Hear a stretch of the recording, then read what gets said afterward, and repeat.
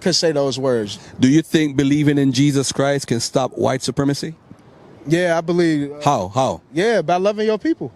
So you're saying loving our people? So you think loving our people gonna stop the white man from hating black people? Yeah, absolutely. You coming to loving your people, stop killing. When you start loving and really dealing with your people as you should be dealing with yourself, according to the word of God, which is how you conduct yourself, then hell yeah, because then you'll have enough goddamn sense to not be hating each other. And you in sense to discern what white supremacy is and how you should move away from it. Hold on, I'm gonna let you address that. Do you think white supremacy is an idea? Yeah, it's a thought. How do you stop an idea? Moving contrary to it. But the person born with that idea, it's taught. So how do you stop an idea? Yeah, you move away from that ideology. You understand. You have to first understand But who's moving away from it? You are the white people. Me. I'm moving away from so you're moving away from it. How though, bro? On the real, how?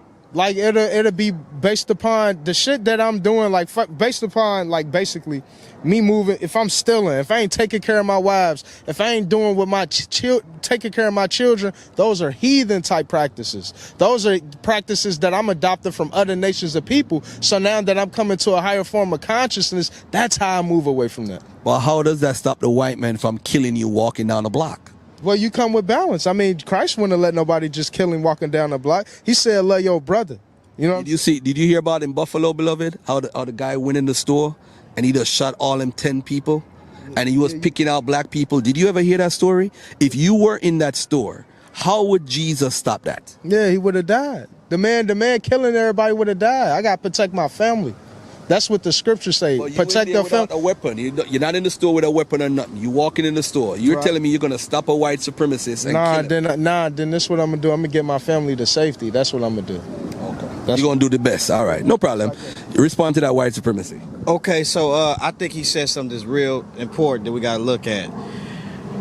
The reason why Jesus talked about loving your neighbor or loving your enemy or loving people in general is if I love this brother and I have a great moral capacity and he trusts me, then we can move together.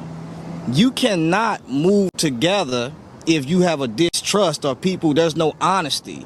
Somebody gonna snitch on this person. So first of all, love is something that has to be among your people in order for them to move as an entity, as a body in the first place. You can't have this person going this way. And so I don't care what it is, in every culture, that power that you see, whether it's what the white man believes in, a certain type of power that causes him to go forth and advance, it's the same thing in the Bible, same thing in Kemet. Whatever power that they had that was up that now is what pushed those peoples spiritually, and they materialized that thing to be the power that they was. So that goes for anything. If the white man believed that this type of science can advance him to get him to where he overpowers everybody, he's going to push that perspective on his mindset. So when black people, when they come together and they say, we're going to come together, we're going to believe and take a great moral stance, and we're going to believe on the same thing, we're going to stick together, then they can move as a body. And when they move as that body and they have one power, then they can destroy something. Until then, that's not going to happen. But that's just like Jesus returning. It would never happen, bro.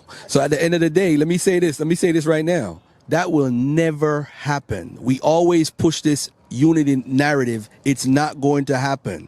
It will. Look at the Hebrew Israelites, for example, right? The Hebrew Israelites can't even unite, and they're supposed to have in the backing of God, and they're more divided than anybody else. But go ahead.